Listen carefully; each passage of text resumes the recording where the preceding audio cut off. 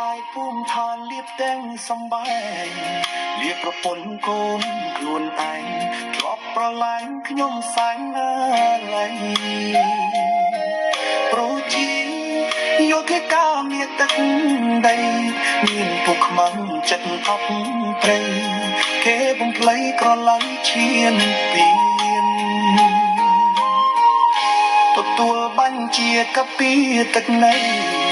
ដើម្បីតែងអង្គគិតតែមិនខ្លាចភ័យទូជាតិខែនរាឈាមនាងប្រយុទ្ធត្រូវតែហានខ្លាបងមានសង្ហើយជីវ៉ាមិនដឹងថាថ្ងៃណាជួវិញ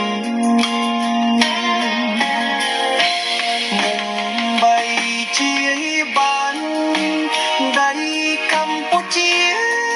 ចិត្តមកគឺជាយោធាហ៊ានបដញ្ញាការ